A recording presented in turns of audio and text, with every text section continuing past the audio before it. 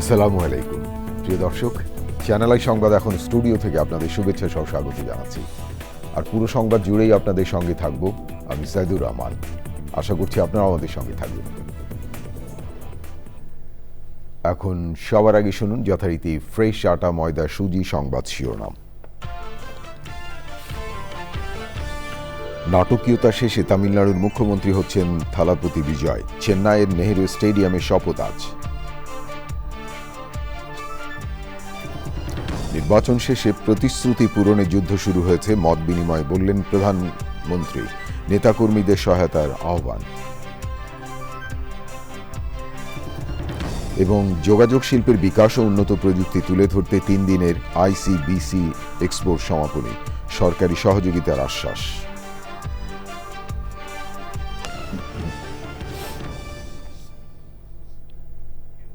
ধন্যবাদ প্রিয় দর্শক আমাদের সাথে যোগ দেওয়ার জন্য। এতক্ষণ সংবাদ শিরোনাম শুনলেন, চলুন যাওয়া যাক পুরো খবরে।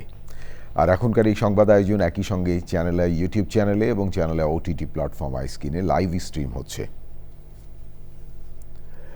প্রিয় দর্শক, শুরুতেই আপনাদের নিয়ে যাচ্ছি আন্তর্জাতিক অঙ্গনে ভারতের তামিলনাড়ুতে। তামিলনাড়ুর মুখ্যমন্ত্রী হিসেবে আজ শপথ নিচ্ছেন তামিলাগা ভেটরি কাজাগাম টিভিকে দলের প্রধান থালাপতি বিজয়। ভিসিকে এবং IUML বিজয়কে সমর্থনের ঘোষণা দেওয়ার সংখ্যাগরিষ্ঠতা পেয়েছে তার দল। এরপর রাজ্যপালের সঙ্গে বৈঠক করেন অভিনেতা থেকে রাজনীতিতে আসা থালাপতি বিজয়। বিস্তারিত সৈকত দেবনাথের রিপোর্টে। ভারতের তামিলনাড়ু রাজ্যে মুখ্যমন্ত্রী হিসেবে আজ শপথ নেবেন তামিলাগা ভেটরি কাজাকাম টিভিকে দলের প্রধান থালাপতি বিজয়। চেন্নাইয়ের নেহেরু স্টেডিয়ামে হবে শপথ অনুষ্ঠান। রাজ্যপালের অফিস লোকভবন এক বিবৃতিতে এ তথ্য জানিয়েছে। সংখ্যাগরিষ্ঠতা নিশ্চিত করার পর রাজ্যপালের সঙ্গে বৈঠক করেন থালাপতি বিজয়। সে সময় ফুলের তোড়া দিয়ে স্বাগত জানান রাজ্যপাল রাজেন্দ্র বিশ্বনাথ আরকেরাল। তামিলনাড়ু বিধানসভা নির্বাচনে সবচেয়ে বেশি আসন পায় অভিনেতা থেকে রাজনীতিতে আসা থালাপতি বিজয়। 234 আসনের বিধানসভায় সরকার গঠনের জন্য প্রয়োজন ছিল 118টি আসন। শুক্রবার পর্যন্ত টিভিকে সমর্থন 116টি আসনে আটকে ছিল। শনিবার ভিসিকে ও IUML নামে দুটি রাজনৈতিক দল সমর্থনের ঘোষণা দেওয়ায় ব্যাপক নাটকীয়তা শেষে সরকার গঠনের জন্য প্রয়োজনীয় সংখ্যাগরিষ্ঠতা পায় তারা। তামিলনাড়ুর রাজনৈতিক ইতিহাসে এবারই প্রথমবারের মতো কয়েকটি দলের জোট মিলে সরকার গঠন করতে যাচ্ছে। এদিকে শনিবার শপথ নিয়েছেন পশ্চিমবঙ্গের নতুন মুখ্যমন্ত্রী বিজেপি নেতা শুভেন্দু অধিকারী। অনুষ্ঠানে যোগ দেন ভারতের প্রধানমন্ত্রী নরেন্দ্র মোদী ও স্বরাষ্ট্রমন্ত্রী অমিত শাহ। সৈকত দেবনাথ, চ্যানেল আই। ক্যাম্পাসে ছাত্র রাজনীতি নিষিদ্ধের দাবিতে শনিবার রাতে ইডেন কলেজের শিক্ষার্থীরা বিক্ষোভ করেছেন। মূল ফটকের তালা ভেঙে কলেজ ছাত্রদলের একজন পদপ্রত্যাশী টানানো ব্যানার ছিঁড়িয়ে আগুন দেওয়ার চেষ্টা করেন তারা। সে সময় শিক্ষার্থীরা বিভিন্ন ধরনের স্লোগান দিতে থাকেন। এর আগে সন্ধ্যার দিকে ইডেন কলেজের ফটকে লেখা রাজনীতিমুক্ত ক্যাম্পাস রং দিয়ে মুছে দেওয়ার অভিযোগ ওঠে। শিক্ষার্থীরা ক্যাম্পাসের সব ধরনের রাজনৈতিক এবং দলীয় কার্যক্রম বন্ধের দাবি জানান। প্রিয় দর্শক, এবারে ইরান যুদ্ধের ৭২তম দিন।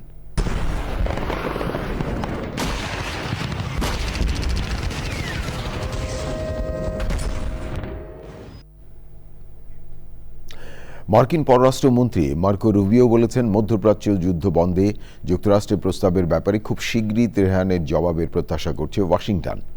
যুক্তরাষ্ট্র এবং ইরানের মধ্যে চলমান সংঘাত নিরসনে আগামী সপ্তাহে পাকিস্তানের রাজধানী ইসলামাবাদে আবার আলোচনা শুরু হতে পারে। মার্কিন সংবাদ মাধ্যম দ্য ওয়াল স্ট্রিট জার্নালে তথ্য জানিয়েছে। যুক্তরাষ্ট্রের মধ্যস্থতায় যুদ্ধবিরতি সত্ত্বেও লেবাননে অভিযান এবং ইসরায়েলের বিমান হামলায় অন্তত ৩৯ জন নিহত হয়েছে।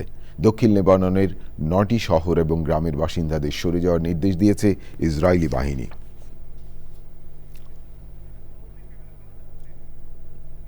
প্রিয় দর্শক, এবারে অন্যান্য সংবাদ। প্রধানমন্ত্রী তারেক রহমান বলেছেন, নির্বাচনের যুদ্ধ শেষে এখন শুরু হয়েছে প্রতিশ্রুতি পূরণের যুদ্ধ। রাজধানীতে ছাত্রদল, যুবদল ও স্বেচ্ছাসেবক দলের নেতাকর্মীদের সাথে মত বিনিময় সভায় প্রধানমন্ত্রী বলেন, এমন একটি রাজনৈতিক পরিবেশ সৃষ্টি করতে চান যেখানে সবাই কথা বলবেন, বিতর্ক করবেন। বিএনপি সরকারের সফল করতে নেতাকর্মীদের সাহায্য চেয়েছেন তারেক রহমান। প্রিয় দর্শক, রিপোর্টে আরও জানাচ্ছেন সহকর্মী রাহুল রায়। 12 ফেব্রুয়ারি জাতীয় নির্বাচনে নিরঙ্কুশ জয়লাভের পর মাঠ পর্যায়ের নেতাকর্মীদের সঙ্গে প্রধানমন্ত্রী ও বিএনপি চেয়ারম্যান তারেক রহমানের প্রথম মতবিনিময়। রাজধানীর কৃষিবিদ ইনস্টিটিউটে সারা দেশ থেকে আসা যুবদল, স্বেচ্ছাসেবক দল ও ছাত্রদল নেতারা যোগ দেন অনুষ্ঠানে। বিভিন্ন বিষয়ে তাদের মতামত শোনেন বিএনপি চেয়ারম্যান। পরে দিক নির্দেশনামূলক বক্তব্য দেন তিনি। আমরা মানুষকে বলেছিলাম যে আমরা সুশাসন দেব, মানুষকে আমরা বলেছিলাম যে আমরা একটি দেশ তৈরি করতে চাই, যেই দেশে শিক্ষার্থী একটি সুন্দর শিক্ষার পরিবেশ পাবে। আমরা মানুষকে বলেছিলাম আমরা একটি দেশ তৈরি করতে চাই যেখানে নারী, পুরুষ, শিশু সকলে নিরাপদে রাস্তায় চলতে পারবে।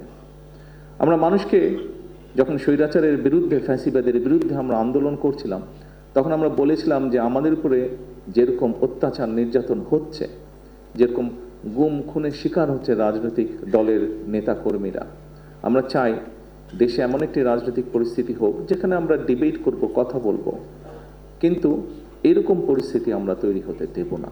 নির্বাচনী প্রতিশ্রুতি পূরণে সবার সহযোগিতা চান প্রধানমন্ত্রী। যুদ্ধ একটি শেষ হয়েছে, এখন আরেকটি যুদ্ধ শুরু হয়েছে। কি সেই যুদ্ধ?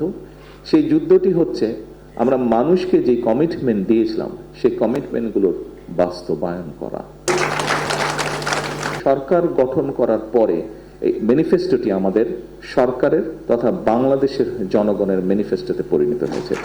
আমরা বলি বর্তমান সরকার বিএনপি সরকার। সেজন্য বিএনপি যদি সহযোগিতা না করে অনেক ক্ষেত্রেই সরকার সফল হতে পারবে না। এবং বিএনপির সফলতা তখনই নির্ভর করছে যখন আপনারা এখানে উপস্থিত প্রত্যেকটি মানুষ এবং আপনারা যাদেরকে নেতৃত্ব দিচ্ছেন তাদেরকে সাথে নিয়ে সরকারের পেছনে এসে না দাঁড়ান।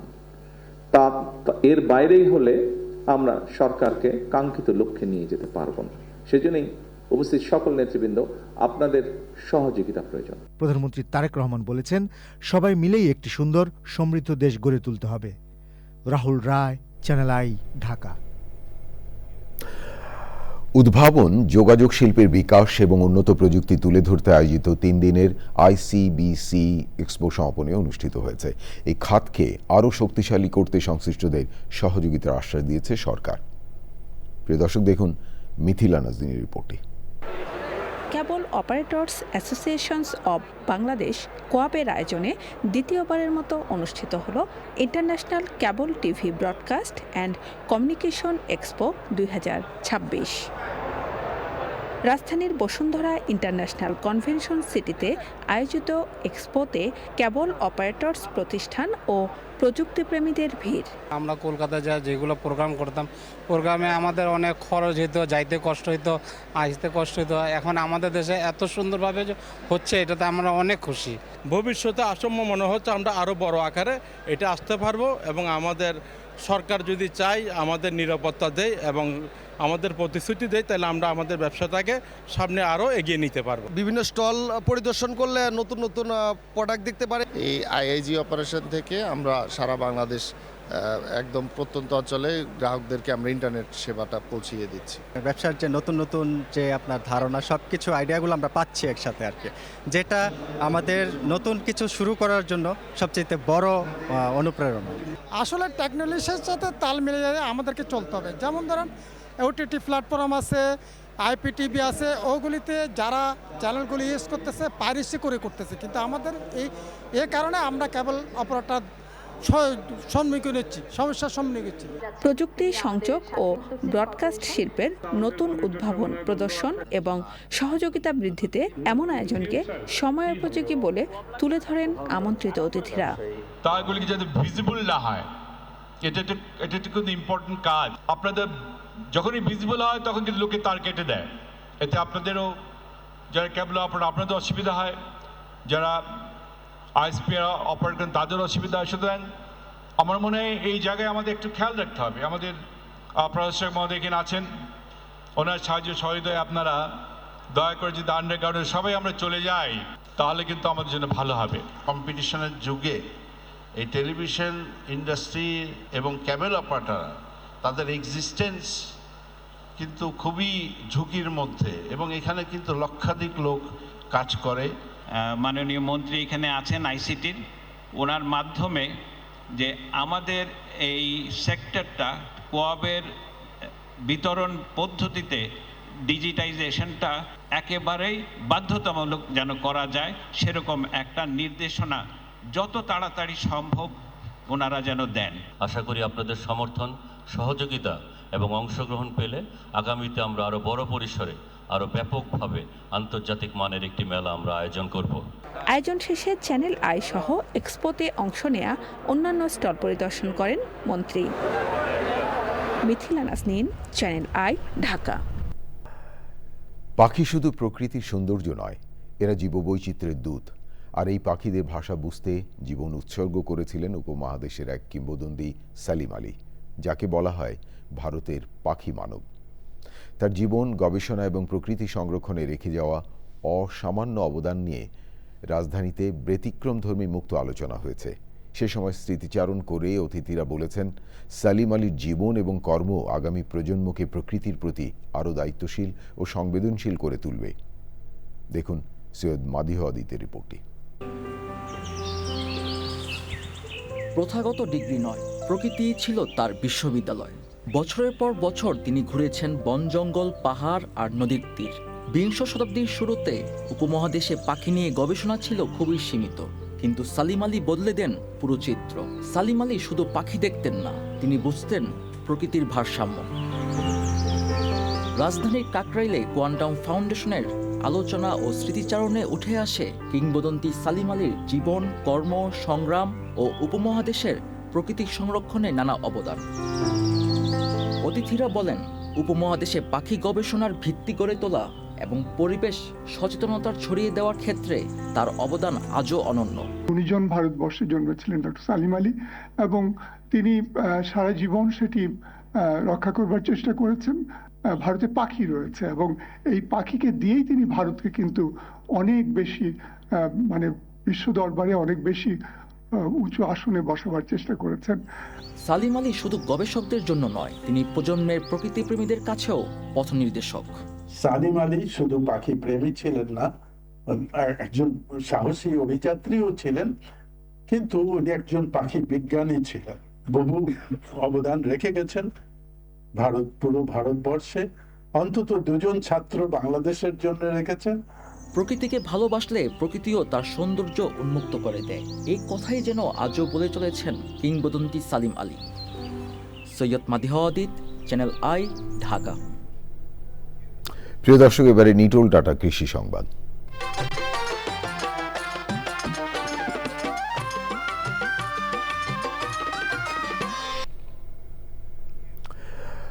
যশোরের বিস্তীর্ণ মাঠে এখন সবুজ করলা আর উচ্ছের সমারোহ। বৃষ্টির কারণে এবার গাছ বেশ সতেজ আর ভাইরাস মুক্ত।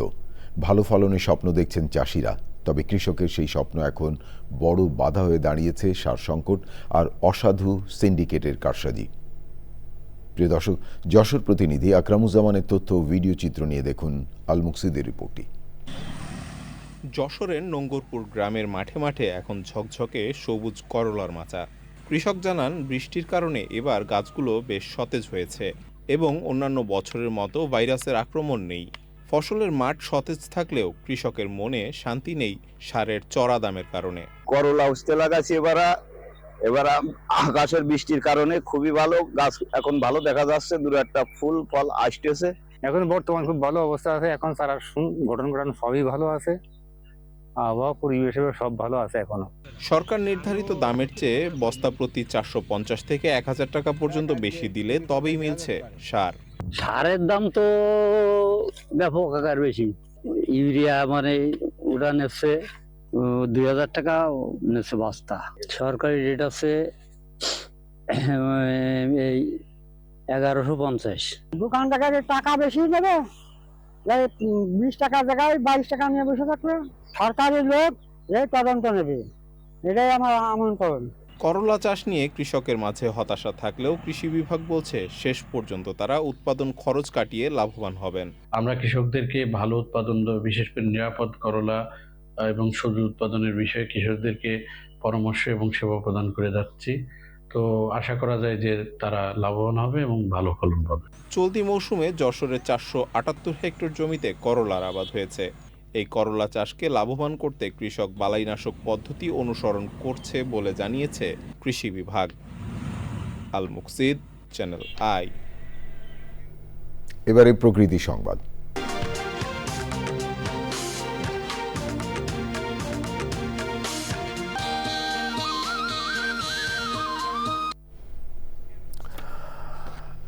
ঋতুচক্রেই যখনই বর্ষা, উপকূলবাসীর তখন নির্ঘুম রাত জাগা।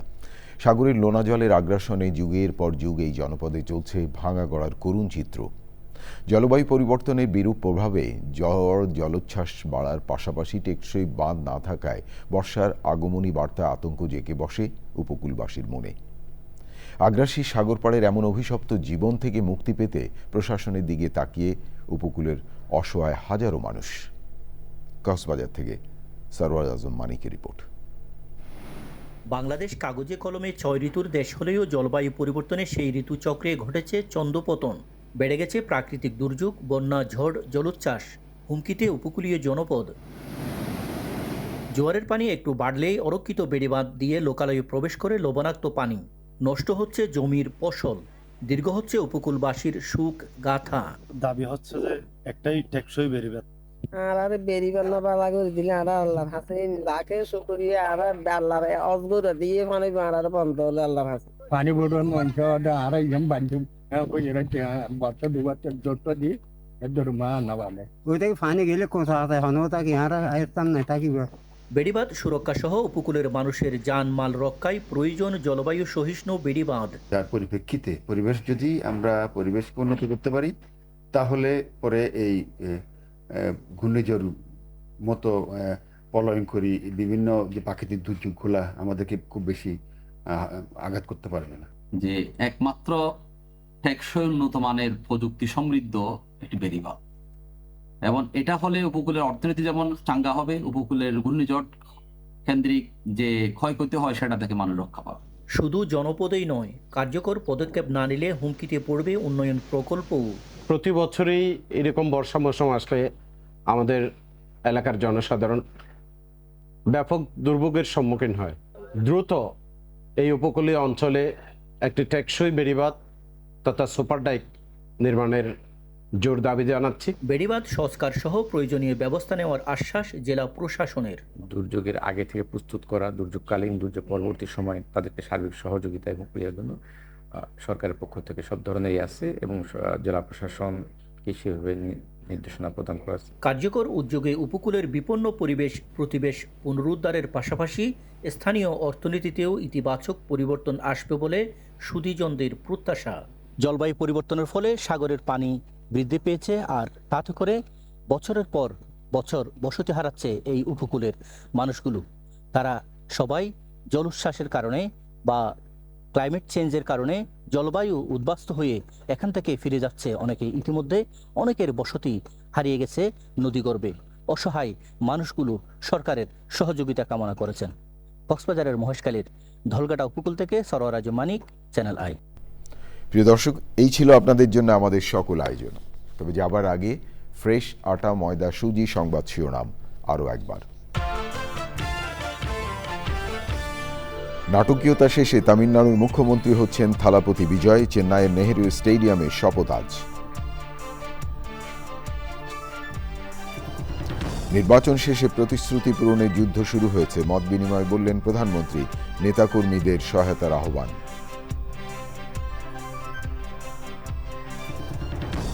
এবং যোগাযোগ শিল্পের বিকাশ ও উন্নত প্রযুক্তি তুলে ধরতে 3 দিনের ICBC এক্সপোর সমাপনী, সরকারি সহযোগিতার আশ্বাস।